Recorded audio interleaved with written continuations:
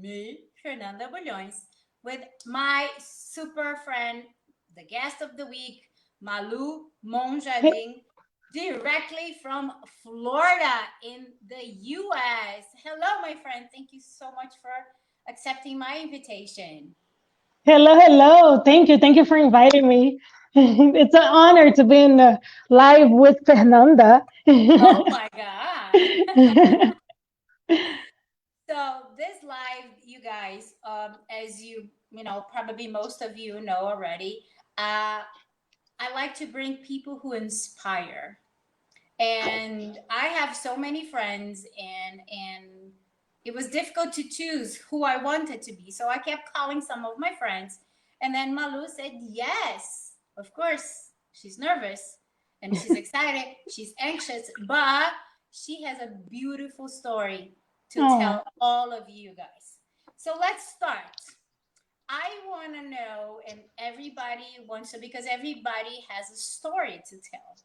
So Malu is a child. Where was she born? And what were her dreams when she was a child?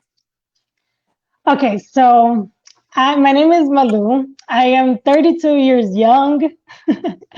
I am from Brazil, from a small town in Rio de Janeiro. It's a town called Macaé. And I was born in like pretty much as a beach town. So I was born literally right in front of the beach. I lived my life running around the beach as a child. Um, so growing up with my dad, my mom had a bathing suit store and a gym wear store as well, and a factory. So it was the store and the factory behind my home, and the home was right in front of the beach. So I pretty much my life was seeing my mom work in the factory and the store, and me going back and forth. My dad was always with me. My dad was retired at the time, and my dad also helped with the store and everything, but she was more hands on, and I grew up with them there, with their business and me. I always say that my entrepreneur came from my mom because she's definitely the hustler. Nice. And how many brothers and sisters? So I have two sisters and I have one brother. They're all older than me. I'm the youngest of the bunch. So my other sisters are old. I'm not going to say their age. They It's will okay. kill me. But I am the youngest. My mom was 42 years old when she had me. And so she was already done having kids. She didn't want to have any more kids. But then she met my dad. And then my dad didn't have any kids. My dad really wanted to have a daughter, actually. And then he convinced her, I guess. And then she had me. And then she blamed me to this day for like her body. But it's okay. It's okay. I think I turned out okay. Oh, I hope so. Yeah, after 32 years, right? Yeah. And so growing up in Brazil, and coming from a family of older siblings and stuff, what was your dream, and how was growing up in a small town close to the beach with working mom and everything? Okay, so I was really spoiled by everybody. I know I was spoiled, extremely spoiled by my dad because I was the only daughter for him at the moment. And but I was brought up with a lot of love. So and my family for me is everything. I always say that thank God that I've always had this upbringing, this roots, the family with me. Um, but it was challenging because I was younger, and my mom didn't really have the patience anymore. And so I think for her it was challenging because I used to challenge her a lot, and the patience wasn't really there because she already had dealt with three kids already. So but it's okay. I think life happens, and today we're like the best of friends, but as a teenager we had our ups and downs because, as I was going through teen years, she was going through her menopause. Imagine that. Oh, yeah. No, I really know because I'm going through that right now. So I have no patience whatsoever. Yeah, so that's it. But other than that, it's great because my dad was always with me. Growing up, my dad was always hands on. He was like a girl dad, hashtag girl dad number one. So he was always hands on. So I did. So my life growing up, I did a lot of activities. So I did ballet, I did jazz, I did flamenco, I did English classes. So my life was very busy. So I went to school in the morning. Brazil is good because you can go to school in the morning and then at noon you're already done. So at noon I was done, and then it started my activities. So I went to flamenco classes, I went to jazz classes, I went to ballet classes, I went to English classes, tutoring classes. So I was really busy. They kept me really busy throughout the day. And then when I wasn't busy, I was at the beach for sure. So, and then that's how I grew up. And then we came here. I moved to the US when I was 11 years old. And then when I came here, it was hard. It was a culture shock. It was hard for me because I was very free in Brazil. Mhm. Everybody knew me. It was a small town. Everyone knew my parents. Everyone knew me. So I can, freely ride my bike everywhere. I went to my classes riding bikes, so riding my bike. And everybody knew me. Everyone saw me in the streets. Oh, hello, Malu. That's Elma's daughter. That's Teresa's daughter. They knew me. So moving here was a culture shock because a completely different place. I was 11 years old, and when we first came, I thought I was coming to Disney. And why did you guys move? I mean, why did the decision to move? And did you go straight to Florida right away? Yeah, so my older sister already lived here with her husband. She was already married. Her husband company transferred him from Brazil here. So they were here already. And my mom was always back and forth from Brazil here, maybe twice a year to visit her. And then she got pregnant, and it was the first baby of the family. And my mom was like, I want to be there. I want to see my grandson. And then they were already thinking about, moving somewhere, maybe in Brazil, maybe somewhere else. And then they had the opportunity to come. My dad had an opportunity to come here. So we ended up just coming here and then trying, the Miami. And my sister used to live in Doral, in Mhm. Miami Doral. So we came straight to Miami. And I've lived in Miami all my life. So So that's why the you said the cultural shock. You're like coming from a small town where everybody knew you, and then all of a sudden you are in a huge place, which everybody knows Miami is crazy. And so how was adapting? What was how was the process of adapting school and getting to know new people? The language barrier, even though you said you had classes, but how was it? it was hard. Like the beginning was hard because I had English classes in Brazil, but it was how do you say Británico? How do you, British. British English. Yes. And then we come to Miami where the English is and then and they're like, okay. And I'm like, I'm at McDonald's like, oh, no pickles. you know? So that was interesting. But then you ended up finding Brazilians. I ended up finding people that spoke the same language. So we ended up creating a group of friends, and which was majority Brazilians and also some Spanish, some Colombians also. There was a lot of Colombians that I became friends with because of the language. So we were able to communicate better, in Portuguese or Spanish. And that's who I started, hanging out with in the beginning because of the language. But the language was very hard. I used to get bullied when I came. I was in sixth grade, so sixth grade kids are mean. So, and I used to get bullied, for my English, for being from Brazil. But, and one of the things that they used to ask me, oh, there's monkey in your house in Brazil. And I'm like, oh my gosh, I'm from the beach, you know? but it's okay. Kids, kids do that. And those are things that you learn. And for me, it made me stronger. Those are the things that it helped me have to deal with, that for the long run in life, you're just like, okay, it is what it is.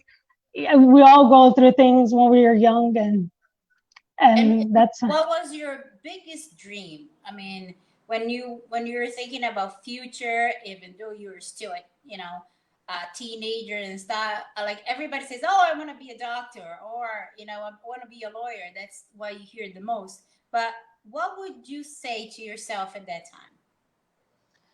So when I was young, I wanted to be everything that I loved. Like, I wanted to be a veterinarian, I wanted to be a biologist, and I wanted to be a dancer. So out of those three things, I was able to conquer one of those. Which is being a dancer, thank God.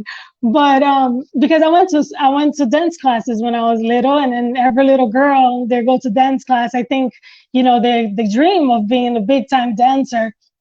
I always used to do shows in the living room as a child. I used to put all my teddy bears aligned, my Barbies aligned, and sing Shusha, for example, or sing, like singers that I loved, and just sing. And I had a microphone, and I would do my whole routine and choreography. And they were my they were my people. But I've always done that, and so I've always wanted to be a dancer. Like, that's like one thing that I've always wanted to do. And I love dogs, so I've always wanted to be a veterinarian. It didn't happen, but I'm glad I'm able to help and rescue some dogs. So And it didn't happen just because other things happen in your life. yeah, other things happen in life, and you just change your mindset. I got married when I was really young. I got married at 17, and so I had to start life very young. Um, 2 years after I got married, I got pregnant. So I had my first child. So, I had to do something to make money. So I ended up going to school for crime scene investigations, which has nothing to do with me right now. But I went to school for crime scene investigations because I saw life passing me by, and I had a kid, and I was like, I have to do something to provide for my child. So I went to school. I ended up going to school and working, and I got a job. So I was going to school and working, and I went to school for crime scene investigations. But then when I was almost done, I got pregnant again, Oh my and God. then and then I ended up changing my major to criminal justice to be more of a broad thing for me to be easier to get a job faster. And I changed to that. But then towards the end of that, I found Zumba. Well, I found a company that I worked for a long time that I loved. And so I ended up, kind of like not going with that and just working. And I found something that I loved working with. And I just ended up working, and then ended up finding the dance along that. And then you said you got married at 17. How did you meet your husband? Oh man, that's a long story. We all want to so know. So I met my husband at a flower store. I was helping a friend with a flower store on Valentine's Day, because Valentine's Day is a very busy day of the year. And so they asked for my help. I didn't work there, and they just asked for my help for that weekend, Valentine's Day weekend, or the 2 days for Valentine's Day. So I said, okay, let's do it. And I'm there helping. I wasn't really happy because I didn't have a Valentine. Everybody's like so happy and in love, and I didn't have any Valentine, and I was really sad. And so I went to work actually wearing black from head to toe. And um, so this man walks in, and he came to get flowers for his mom, his sister, and his aunt. And we started talking. I was helping him with the flowers, and he realized that I didn't have a Valentine. And he's like, "Oh, it looks like you don't have a Valentine, and it looks like you're really sad. You're wearing all black. Why are you wearing black on Valentine's Day?" And so I'm like, "Oh, whatever." So we talk a little bit, And then he bought an extra flower and he left. And then 1 hour later, he came back and he had his name and number inside the flower. Oh my God, And that is I so know it sweet. was really cute. It was really nice. I tell him, I'm like, you won me right there. Like that was really nice. He like capture your heart right away. Yeah, but although let me tell you that I wasn't really interested, and it took me like a week to call him because he didn't have my number. Remember, he gave me his number. He never True. asked me for my number. So in the back of my mind, I'm like, oh, I really wish he had my number so he can call me, not me call him. No, I wasn't used to calling no guy, and and so my mom was like, oh, but how does he look like? Does he look nice? Was he nice to you? Oh, it's really nice that he gave you some flowers, and this and that. So my mom talking to me, and she's like, oh, you never know. Contact him. You never know. And mom always knows best, right?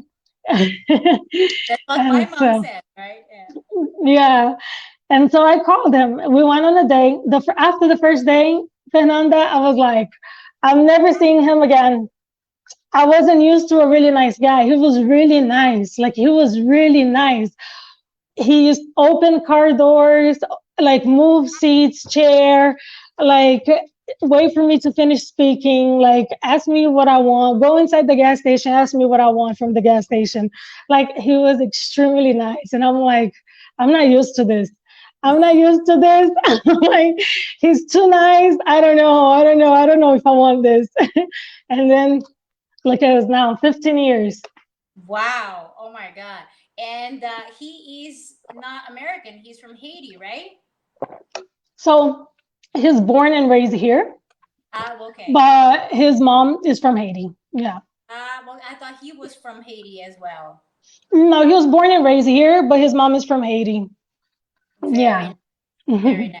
And then, I mean, I know your story, which has impacted me for quite some times, and I think that's what brought us even closer. What happened to that Malu who used to dance as a kid and practice sports and stuff? It was a pregnancy that made you gain so much weight at first. So after I had my second child, um, I kind of fell into depression. Um, I wanted to be with my baby. I wanted to be with him, and I had to go back to work when he was 1 month old. And actually, after 2 weeks after I had him, I had to go to a work meeting. So after 2 weeks after I had my baby, I was already working. So I had to go to a work meeting. After 1 month, I had to be working. And that to me was, first of all, people talk about postpartum depression. Um, people think, oh, it's a big thing if but you can have a little bit, and it still could be a postpartum depression. After I had my second child, I felt guilty of having a second. I don't know why. I mean, there's no logic for this. It's just the hormones and the emotions that happen after you have a baby. And me wanting to be with them, and my other child being 3 years old. So, I felt like I was dividing the attention of my 3-year-old child that never asked for a brother. Actually, he kind of did sometimes, but but like so all the hormones and everything, I just got very depressed because I wanted to be on my baby. So when he was 4 months old, I ended up quitting my job, and I ended up being with him for some time. And then I would eat a lot to, I hear people saying that, because they're stressed, they don't eat. I'm the opposite. Every time I'm stressed, I do eat more. So I just start eating. And comfort food, that was my thing. And then I'll stay up at night sometimes and eat at night and not do any type of exercise because I had a baby, and just have the excuse, right? Have the Of excuse that I course, have a baby. we always find Yeah. something, right? To Yeah, the excuse is great. And And then towards maybe like maybe 5 months after being at home with him, I ended up having to get a job that I needed. Financially, I needed to get a job. So I ended up getting a job again. And just, like in the beginning, it was fine. But then again, the want and need to be with my children, like I've mentioned before, my mom always worked. Throughout my whole childhood, my mom was always working because she had to, because she had a passion, because she had her store, which today I admire there tremendously. Like to me, I admire that so much. But at the same time, when I was growing up, when I was little, I wanted to have my mom there, My dad was always there. So I feel like I want to give that to my children. I want to be different. I want to be more present, with them. Either if nobody understands I don't care if people understand my thoughts, Way of the way you're thinking and the need of it. Exactly. So, so I said, you know what? I need to do this for myself. So so I was unhealthy because I was very stressed out. I was overworking myself. I was overeating. I was overstressed about my children and who's going to pick them up from school and who's going to do this and who's going to do that. And I got tired of everybody raising my kids without me being around. And that's the reality of it. And I just said, you know what? I need to be healthy. I need to do something for me to get healthier, for me to put my health first, for me to put my children first. So that's when I started to work out. I started to change my eating habits. I found a group of people with the like-minded, the same mindset that wanted to change, that wanted to, to be healthier, to change their life. So I just started, getting closer to those people, and to help me to motivate myself, and also for accountability, right? And so I started changing. And when you start seeing results, and you start seeing your body change, your health change, your mindset changing, and everything around you changing, you start manifesting that in the momentum. And it's just like a happiness, right? You just become happy, and you're like, okay, I can't stop now. I have to continue this. I have to continue. And that's what I did. That's what happened in my life. And I said, I finally put myself first, because remember, I got married at 17. I was never alone in my life. I never did life alone. I left my parents to be with my husband, right? So, um, at one point in my life, I had the opportunity to spend some time alone when I was going through my depression and everything that I was going through back in 2015. My husband and I ended up divorcing, well, not divorcing, but separating for maybe 2 years. And I had like a breakthrough. And I said, you know what, Malu, it's your time. You need to put yourself first. You've already taken care of everybody else. Stopped your life to care for your children, to raise your kids, to do all of that. So you need to do something for yourself. You need to stop getting sick, going to the doctors because you're overstressed, overeating, having anemia. So you need to do something for yourself. So that's when I decided to, like, really, I made a change. I had to make a change. And so it was the biggest thing that happened. Like, I was so happy that I was finally able to do things on my own. Like, I was finally able to, it was really hard. It was nights of like sleepless nights, crying, but very It was comforting liberating. and empowering because probably every time you look at yourself in the mirror and then you start criticizing yourself for always giving up, for not liking yourself, for not feeling beautiful, and then always doing something for others. And then this is stressing. And then Yeah, all of a sudden you just say, you know what, stop everything. I need to change because if I'm killing myself inside, how I'm going to be able to be there for others, and I have a family to take care, right? So that's correct. probably, your wake up call was right there. And how was the process? I mean, you found what you want. You want them Malu, like today's Malu. And how did you program yourself? How did you organize yourself to get better? disconnect from everything that doesn't have to deal with your purpose. Disconnect. Any distraction that will stop you from getting to where you want to be, disconnect from that. Don't put time towards that. Sometimes it can be a little bit selfish, but if the long run I get the results that I need and that I want, I think that you'll be fine. It's gonna be fine. It's gonna be okay. I'll have fun later. But I think just working towards those goals, you just have to put it in your you have write it down. I write down. I have a journal. I have a notebook that I write down everything and I put dates around what I want to accomplish. And I keep that in mind. And not only that, and praying, I pray so hard every single day. I wouldn't be where I am today without God. Like, I don't know if we can talk about religion here. Not that I'm talking about religion, Your but life, it's just, life. yeah, it's just like for me, what helped me, what gave me strength, and what, really who told me that I needed to be where I am now was God. So I prayed really hard. I asked God really hard for everything. And I wait for his answer. For 2 years, I prayed. For 2 years, I prayed for me to be able to resign from my job, for a secure job. I had a secure job and I had to resign, and to be able to work on the things that I love, and to be able to be around my kids, and to be able to do the things that I need to do for myself. I had to resign.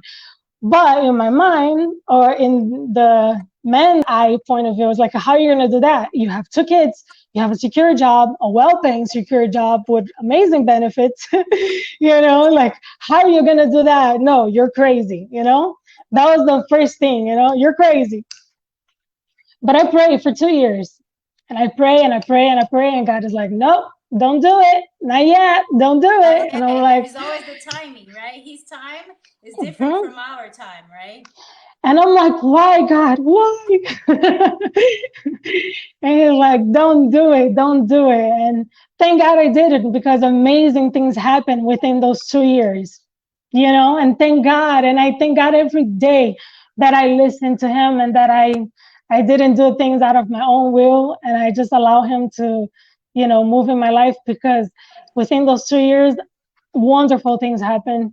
And I was able to resign way more confidently, with my decision, which is very important, and to be very confident in the decision that you're making, and he's been taking care of me. So Very nice. it's almost 2 years now, I think. Yeah. It's so funny how you go. I mean, you pray for so long, and then boom, all of a sudden it has been 2 years already.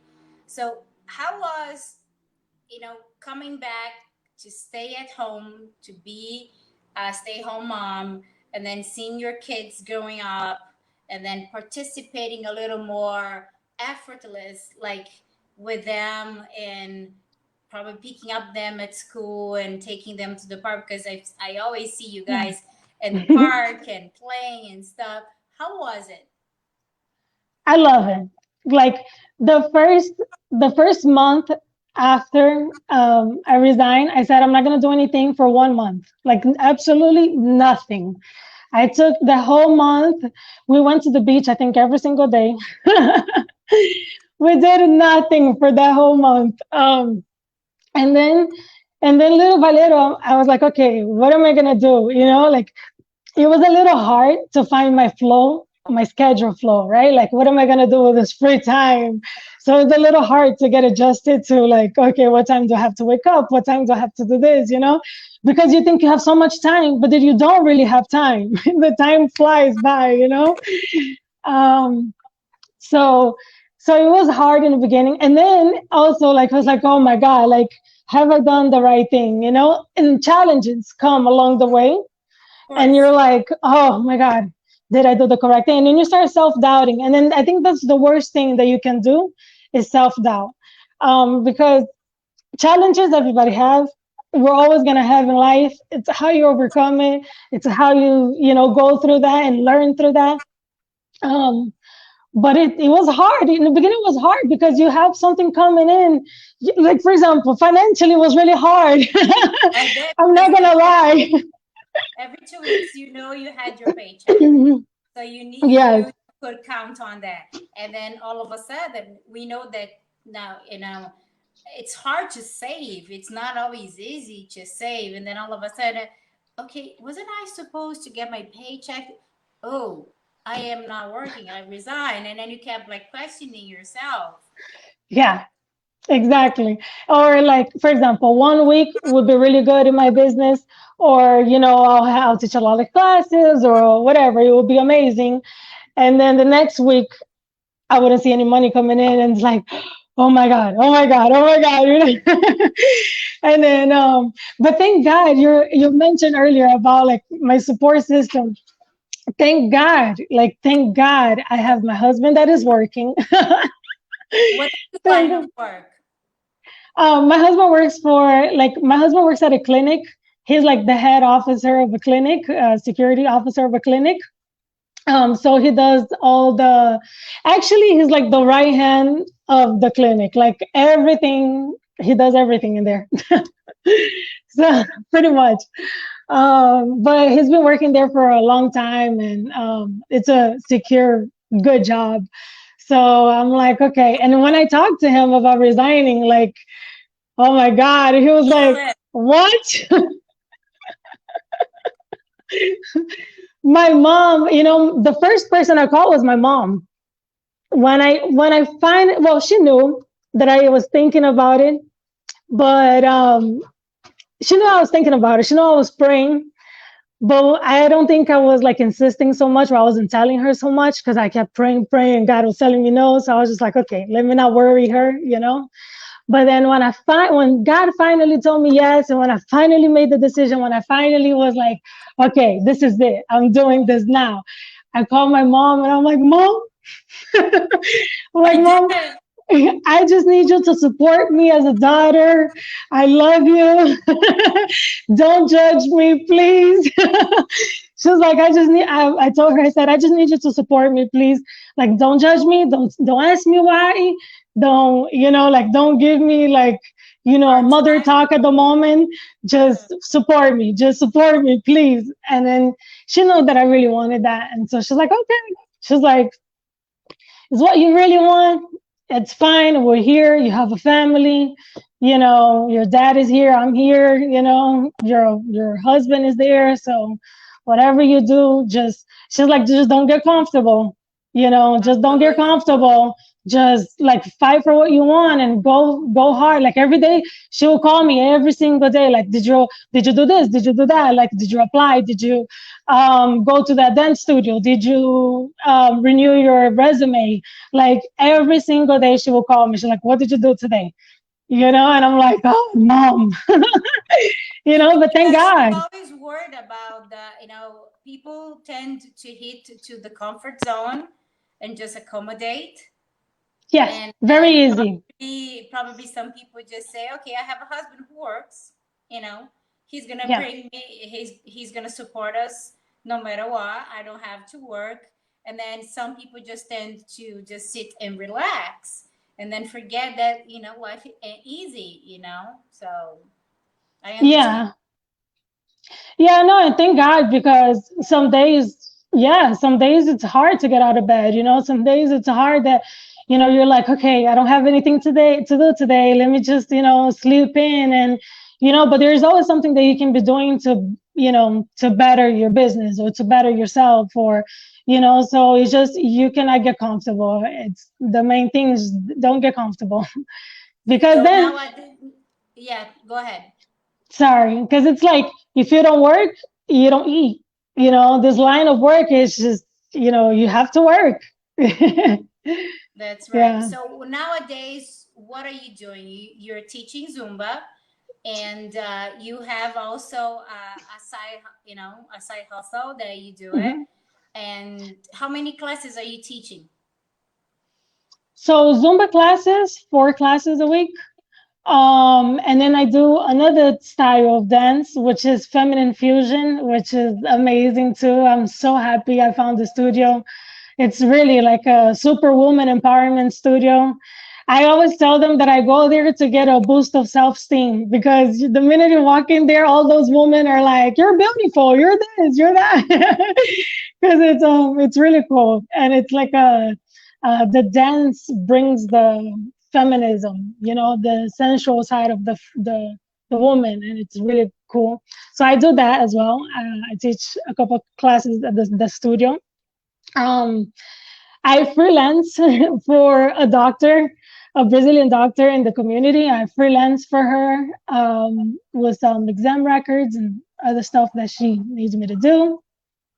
I have my side hustle, as you were saying, Herbalife. I love Herbalife. It helped me tremendously to lose this weight and to keep me energy because teaching all those classes, I need energy. I need something that's gonna get me out there. So it's something that worked for me, that helps me to be healthy and also helps me financially. So I love that. um and then whatever it is that comes my way, actually, like I always say, people ask me, what do you do? And I said, what I do is everything that I love. So whatever I want to do, I am all that I can be, right? I'm not one thing. I am Malu, and I'm all that I can be. If I want to be a dancer, I'm going to be a dancer. Today, if I want to go run with my dog, I'm going to run with my dog. It doesn't matter. You can be all that you can be. I don't like titles. Like I don't think people should have titles. I think you can be whatever you want to be. I agree with you because I do the same thing. Everybody asks, "What do you do?" I says, and I do everything. The Exactly, end of yeah. the month, I have like things coming from everywhere, and this makes me happy.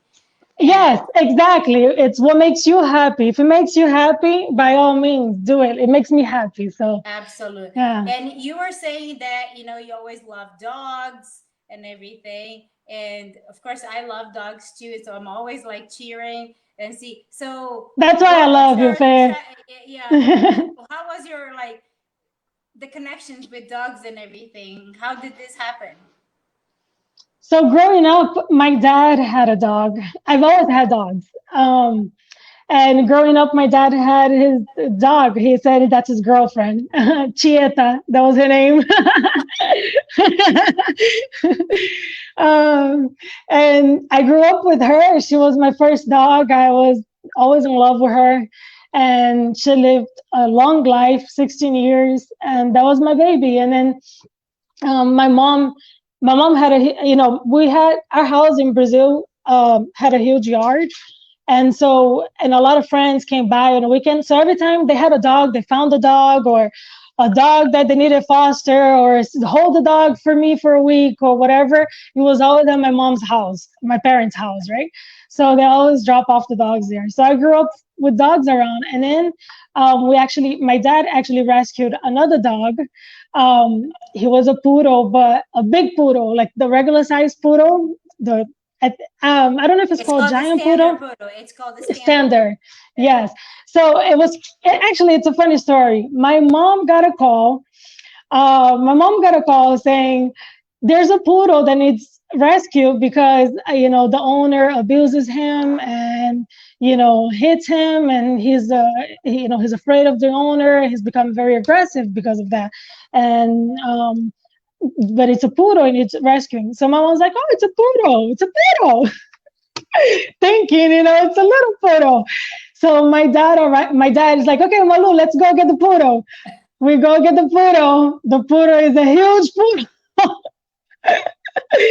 We get to the house and my mom was like, oh my God, what is this? I thought it was a poodle. But so that was my other dog. His name was Toby. So then I guess I grew up with them. My parents, not my mom's choice, but my dad. My dad always rescued dogs too. And growing up, I always said I wanted to have a place. This was my story to my dad, that I wanted to have a huge place with a huge yard, like a farm, that I can rescue like millions of dogs and put all the dogs there. So growing up, little by little, that's what I do. And then I help people. Like if people have a bad situation with a dog, I help them find a forever home for the dog. Um, I rescue two dogs. I have two dogs of mine that are rescued. Is Canela, which is the love of my life. Canela came into my life when When Tyson another. was Tyson was old and he got sick, right? Yes. So that was my first child, Tyson, because that was my dog after I was an adult, like I was already older, and that was my first dog that I got. His name was Tyson, and he was a pit bull mix, and he was the love of my life. And when I met my husband, actually, he Tyson was 4 months old, and I told my husband, if you're gonna date me, you have to date him too. Like it's two. It's buy one get one free. And actually, the first couple of dates, we actually went to the park because of Tyson, because I needed to take Tyson on the date. They're so cute. I would do the same. I say, the same thing. If I happen to have another companionship or a husband, if he doesn't like my kids, my daughters, I'm so sorry, you're not welcome. That's right. I agree. I agree. So yeah, so then I had Tyson for a long time, and but then Tyson was really sick. He was 13 years old, and really old and really sick. And then when 2 months before Tyson passed away, I found Canela. Canela found me actually. Canela was abandoned in a home, and she was tied with a chain in the home. And the people moved away from the home and left her there and took her puppies. She had just had puppies, Oh maybe my like, god. yeah, they took her puppies, maybe sold her puppies. She still had, milk. And so it was really hard. Canela, she was really, really skinny. So a neighbor that couldn't stand to hear an animal cry all night, all day. So the neighbor called a friend of his that loves animals and that knew a rescue, and they said, okay, let's get this dog out of this house. And so, but the rescue got scared, and the rescue said, I'm not going to break in because just in case, they can shoot us or something can happen, I'm not going to break in. And so the neighbor was so tired of listening to her crying all night and barking and barking and barking that the neighbor said, I'll jump in. I'll break in. I don't care. I'll break in. So when the neighbor jumped in, the neighbor saw that the house was abandoned. No one Oh was in the my house. They abandoned her, and she was there in chain, no food, no water, nothing. And so they took her in and, vetted her, everything, and then put her for adoption, which um, actually Sam's mom reached out to Sam. Sam showed me, Malu, she looks just like Tyson, because she looked And so she much like does. Tyson. She Yeah, looks just like you. just like Tyson. She's like, she looked just like Tyson. Please go see that. Go see her. Go see her. And I'm like, okay. So I'm like, I'm just gonna go see her. Just go see her. I'm telling my husband, I'm promised, babe. I'm just gonna go see what's going on. I'm not gonna bring her. I know I can't. We're spending a lot of money in vet bills right now because Tyson was, on and off and going to the vet a lot. So the last thing I needed was another dog, right?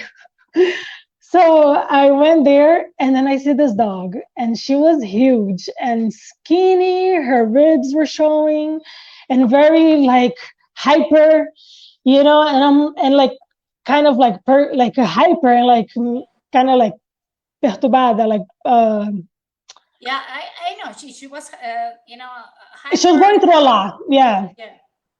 And I'm like, you know what? Nobody's gonna get this dog. It's gonna be so hard for her to get adopted.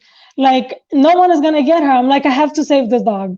So and then number one, she looked just like my other dog. So I'm like, oh my God, maybe it was meant to be, right? And then I took her, and let me tell you, she is the most loving, amazing, loyal, lovable, sweet, kind. Like she's amazing. The first 2 months was insane. She destroyed my house. Like she destroyed my house because, of the situation. She will cry for her puppies. It was the hardest thing. Oh, Every time I walked with her, she will cry. Every time she saw a dog, she will cry and cry and cry. And then I will ask people, I'm like, I'm sorry, just need to bring her just so she can smell the dog. She's just gonna smell your dog and she's gonna realize it's not her puppies. I just need her to smell your dog. And then I will bring her, she will smell the dog, she will realize it's not her puppy, and she'll let it go. And then there was no more problem.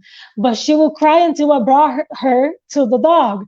And I will hug her and I will like, Canela, it's fine, Canela, I'm here. And it was like we both treated each other because 2 months after I got her, Tyson passed away. And then I was super sad. But then I had this other dog that I needed to show my love for. And so we both treated each other like we were both like each other's therapists. I always say dogs are the best therapists, the best Yeah. companion. And And how did the then other one show up? 8 months ago, during the pandemic, in May, 5 o'clock in the morning, I wake up out of my sleep. And for some reason, I go on Facebook and I'm part of all the groups, lost dogs, dogs in need, rescue dogs. I'm part of all those groups. And then at 5 o'clock in the morning, I see a post about him. And he was down the street from my house. He was like maybe Wow. 2 blocks away. But in a warehouse area. So like, there was no houses there, nothing. He was definitely just abandoned there. And they posted saying that some of the workers at the warehouse kept feeding him and tried to get him, but he would take off running. And so I'm like, okay, let's try. So I woke up that day and I told my husband, you're gonna come with me. We're gonna go rescue a dog. And he's like, I'm not going anywhere. I'm like, yes, you are. You're gonna come with me. We're gonna go rescue a dog. And he's like, what are you gonna do with that dog? I'm like, I don't know, but we're gonna go get this dog. And he's like, but no, you need to have a plan first. The dog is not coming here. We have Canela. The dog is not gonna come here. You need to have a plan for the dog. Mom, Mom, I'm rescuing a dog. I'm gonna bring the dog to your house. What do you mean? What type of dog it is? Is it a small dog? What type of? Oh yeah, because he I'm like, had the poodle that all of a sudden it was a huge poodle, right? yeah, but I think my parents are already used to me. So then I'm like, no, I'm just gonna bring the dog there, and then we'll find him a home. Don't worry, we'll find him a home. So I go there and I see this tiny puppy. Well, not that tiny, but he was a puppy and scared, like so scared, and just looking like this, and so scared and skinny. And I fed him a couple times, so he ate the food. But every time I would try to grab him, he would take off running. He was scared, really scared. And then I went and I called my sister. Well, I called my niece, and I got two of my nieces. I'm like, girls, we're gonna go get a dog. So I got my nieces. They're like, what do you mean? What do you mean? I'm like, we're gonna go get the dog. You guys are gonna help me. So we went, and then I had them corner the dog. And let me tell you, thank God I had children because he loves children. Oh my And he God. went towards my niece right away. And I was so happy that he went towards my niece. The minute he went towards my niece, my other niece and we cornered him and I was able to pick him up and I picked him up and I was carrying him around and he was like the sweetest thing. Although today I have a little bit of doubt, he has a little bit. Oh, no, but it's because of his background. So when I found him, he was limping a little bit. He had a cut on his neck, and he was limping a little bit. And he has a fear of other male dogs. So if it's a male dog, it's attack mode. It's like this fear that he has, but it's all related to fear.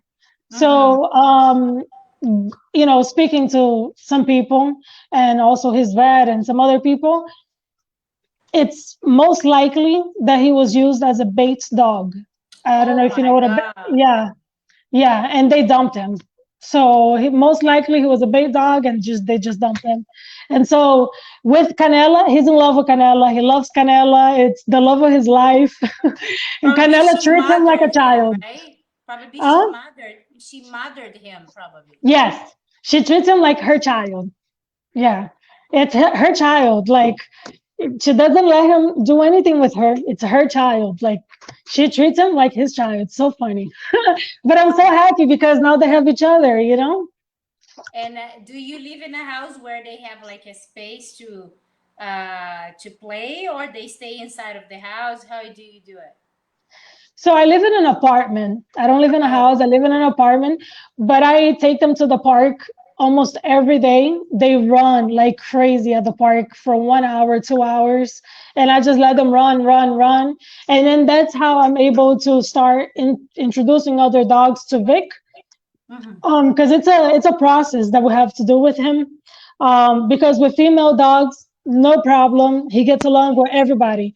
But when it comes down to male dogs, it's always an issue. So then at the park, I'm able to introduce him to other male dogs, and it works. It actually works. Like he's been doing great. So which is good. I mean, in the beginning, he's a little. I have to like get his focus right away, and Mm-hmm.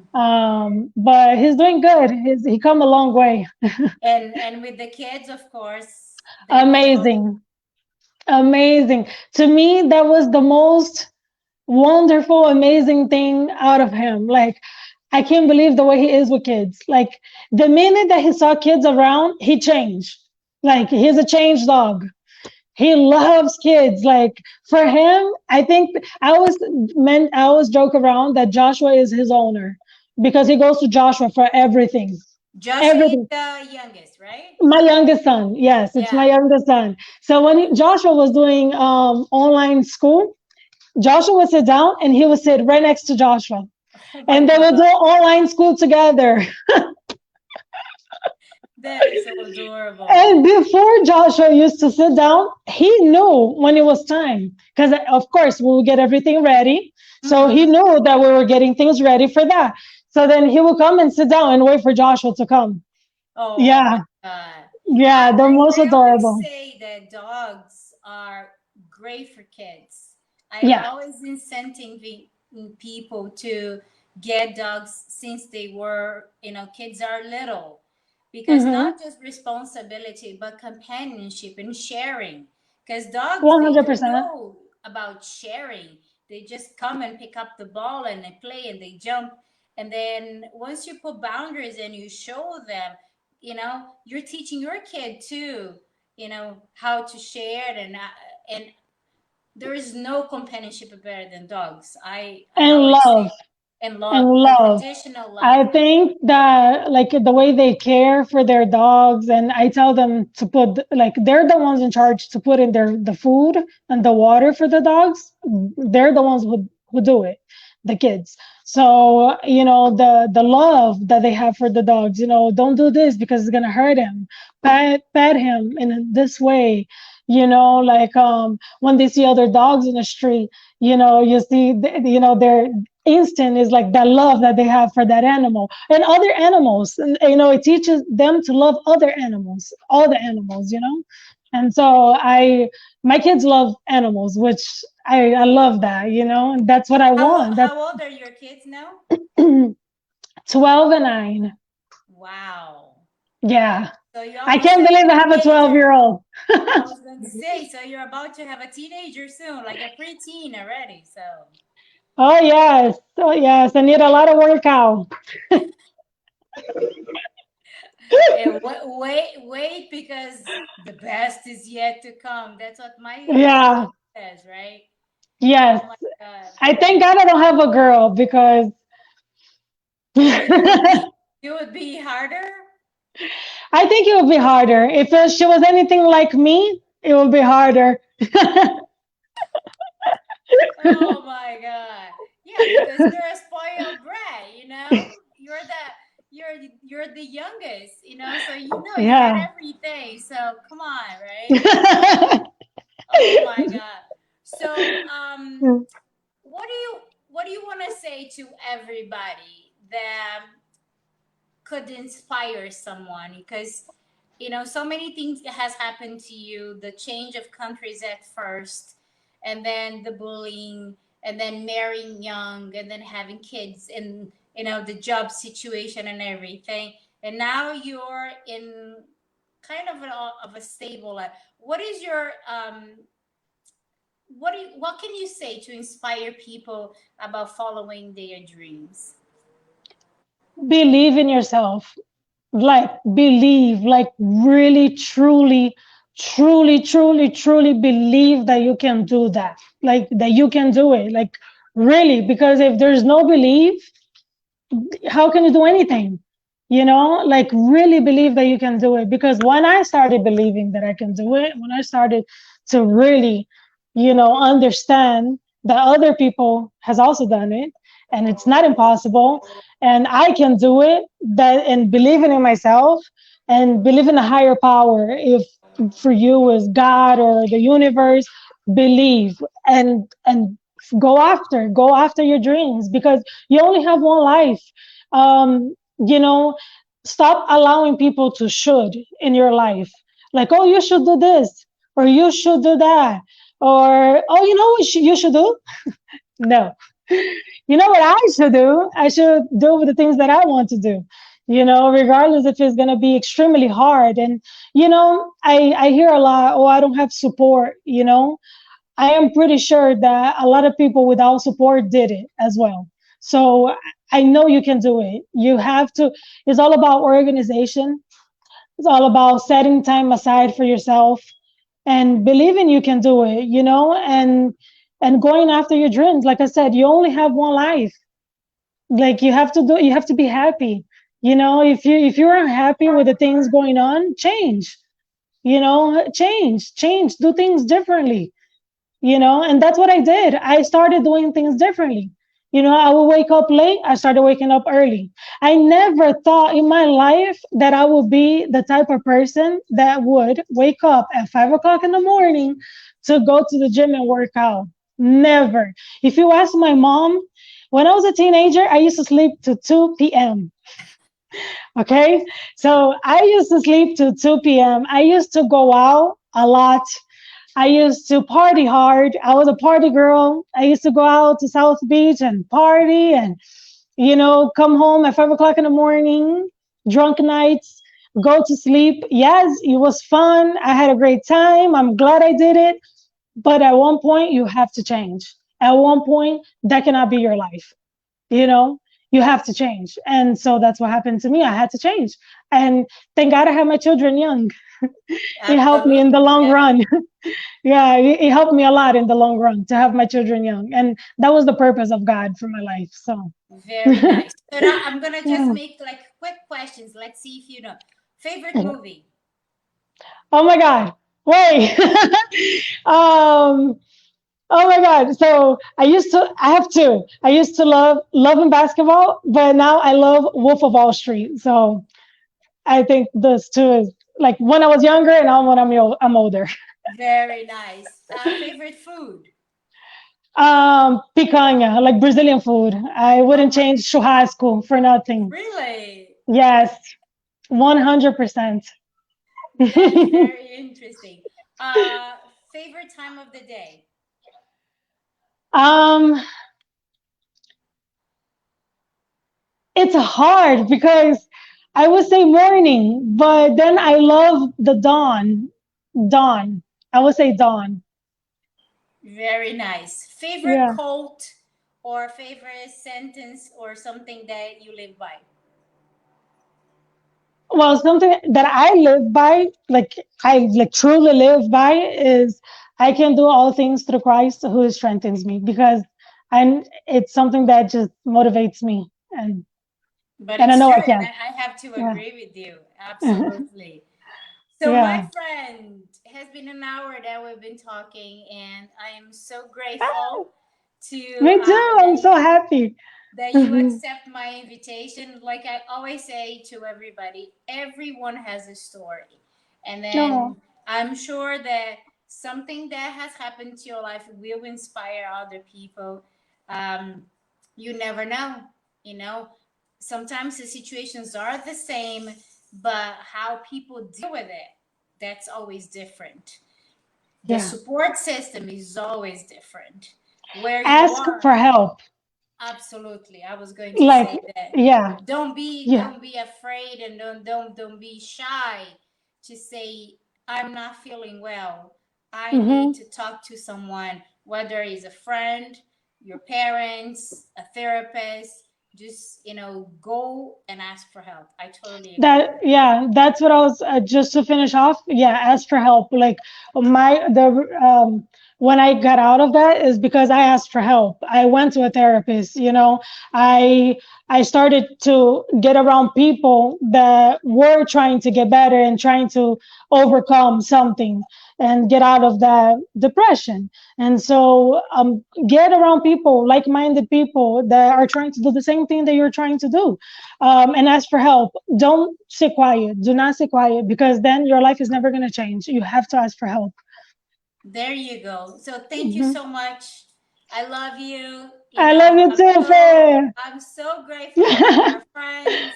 You I know, know, me too. I'm so happy yeah, we're I friends. just wish, things were a little different, that we could see each other more often, but Correct. hopefully things In the will get future. better. In the Yes. future, will get better. And so thank you so much. I just Thank want to you, say Faye. that next week we have another beautiful story.